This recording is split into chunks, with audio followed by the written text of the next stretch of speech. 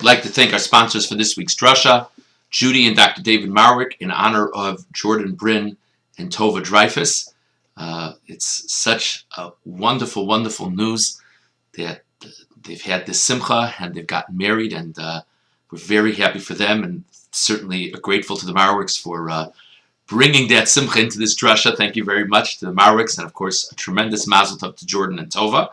We also thank Bev Morris and Art Boyers for sponsoring in honor of Judge Danny and Nina Butler for their love and devotion to them. Thank you so much. And finally, Abby and Chaim Tour for sponsoring in memory of Chaim's mother, Rivka Bas Chaim Esther, whose 23rd yortzeit is the 4th of Iyar. I also would like to take this opportunity on behalf of all of us to wish so much bracha, so much blessing to Abby and Chaim as they move on to Florida. We will miss them greatly.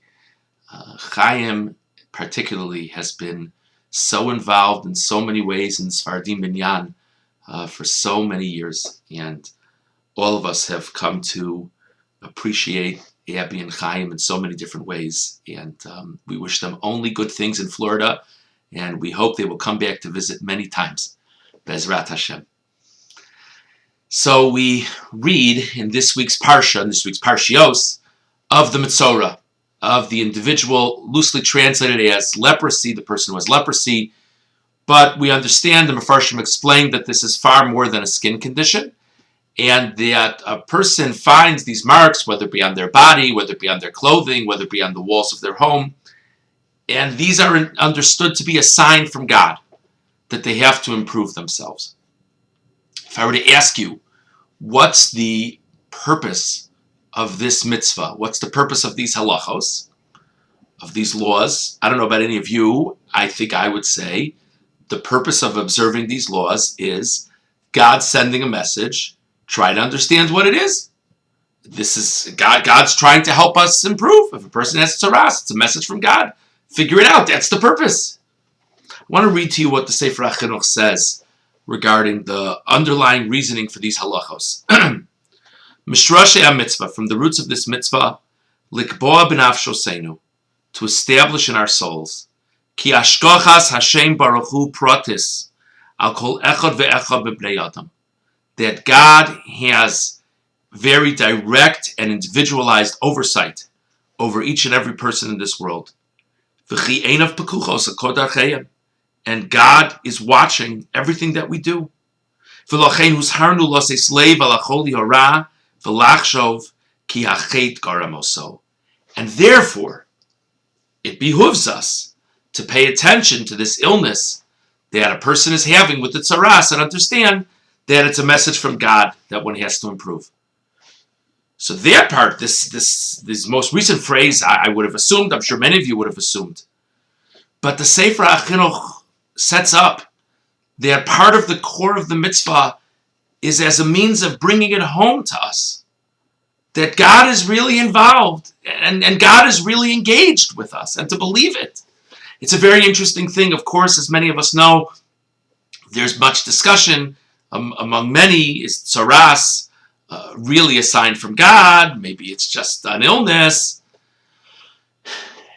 And one could pose the question, if one is to say that tzaras is a sign from God, why would he send the sign in a way that it's not obviously a sign from him, that a person might think it was just an illness? And the Chinuch is answering it.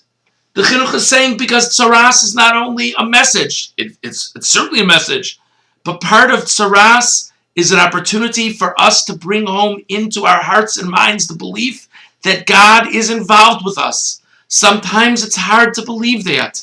Sometimes it's hard to see that in our day-to-day lives. That's the core of the halachos of tzaras. It's an interesting thing to think about. It's also worthy of reflection.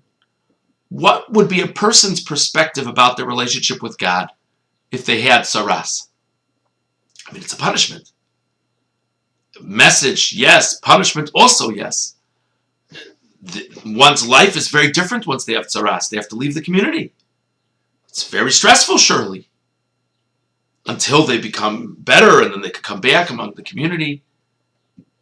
But it's so interesting to think about the Ramban. The Ramban says that, in a sense, having tsaras, though it's an important message that a person has to do better, having tsaras is a merit in its own right, because that means that a person or a generation is on a high enough level that they deserve direct revelation from God.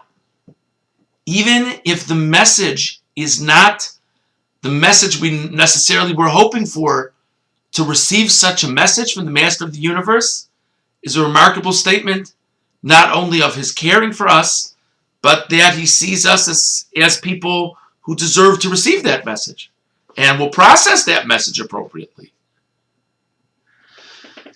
It brings to mind a very interesting comment from the Malbim. There's a pasuk that many of us think about over the holiday of Pesach.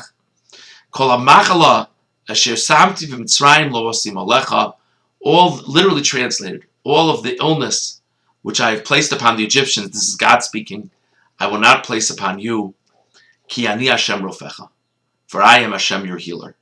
At face value, it's a remarkable statement from God that none of the problems that the Egyptians had will the Jewish people ever have. None of the problems that the Egyptians had in the plagues of Egypt will the Jews ever have in their own lives. It's a very interesting statement. The Malbim has a different perspective on the pasuk. The Malbim says, God is not assuring us that we'll never have this illness or that illness. He's not saying that. What he's saying is, when God brings the illness to the Egyptians, it's a punishment. When God brings that very same illness to the Jewish people, it's merely a message. It's merely and it might be partially a punishment, but whenever God punishes his chosen nation, there's always the opportunity to take that punishment and take it as a sign that we have to do better. There are, of course, many times where people experience great difficulties, and it's not at all a punishment. It's a blessing in disguise. It's an opportunity for growth.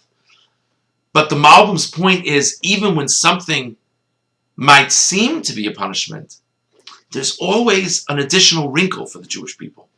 Because the purpose of all difficulties that the Jewish people experience is ultimately for our good. And maybe the purpose of that punishment is to send us a message that we have to do better. It's a fascinating thing to think about, whether it be in times of tsaras, which we don't really have today, whether it be any challenge that comes our way, to say to ourselves, whether part of it might be a punishment, part of it might not be a punishment at all, but to say to ourselves, there's a positive reason why this is happening to us. And we might never understand the positive reason, but any difficult thing which ever befalls us is merely another interaction with our loving God. It's an interesting thing to think about. It's an important thing to think about. And I think reflecting in that way is a worthwhile perspective to the week that we're now ending. There are two very special days in this week. One is Yom HaZikaron and one is Yom HaAtzmaut. They've been observed this week on Wednesday and Thursday.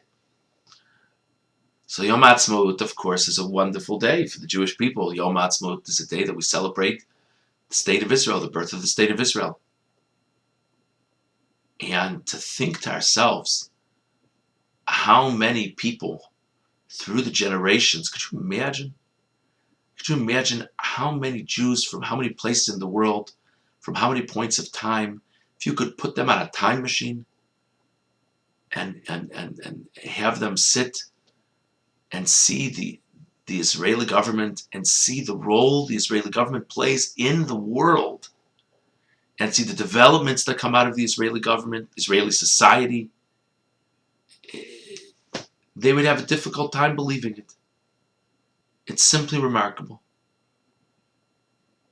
And whenever we think about the state of Israel, it's very easy for our minds to wander to frustrations having to do with politics, or frustrations having to do with culture, or frustrations having to do with disagreements. But what a miracle in our times. What a smile from heaven. And yet, the day before we celebrate Yom Ha'atzmaut, it's a very difficult day of Yom HaZikaron. And think of so many Jewish soldiers who have died in defense of the state of Israel and the people of Israel. What a tragic thing to think about. And of course, someone could very well pose the question, if God is such a great God, we know He is, being that, God is such a great God, such a kind God, to shower us with all of these blessings, couldn't He have done it in a way to not have, that there wouldn't be so many sorrows, so many tragedies, so many deaths, so much fear, so much worry? And at the end of the day, we don't know. We don't know, and we most likely will never understand. But we have to see the connection, whether or not we understand the connection. That yes, it's so sad and so painful to think about all of the losses, all of the many, many losses, and all of the challenges. But to understand that the same God who brought us all of those and so many challenges through the Jewish experience over the generations brings us this remarkable blessing of the state of Israel.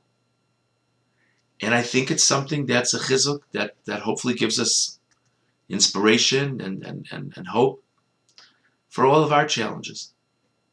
That sometimes when we're looking at it in such a narrow lens, all we see are difficulties. But the more we think about the blessings in our own lives, in our own personal lives, in our national experience,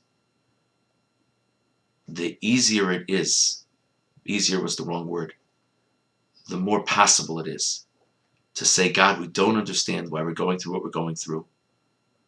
But just as Saras is in its own right, it's difficult, but in its own right, it's a compliment that you do that to us. And just as the Malbim says, anything in our lives, all difficulties in our lives, are there for some greater purpose than punishing us alone. We believe that in all aspects of our lives, whether here, whether Israel, whether now, whether the past, whether the future, whatever difficulties in your mind will lead to the source of so much blessing. May we merit to all be reunited in the land of Israel with the coming of the Mashiach, B'mher v'yameinu, speedily in our day. Have a wonderful Shabbos.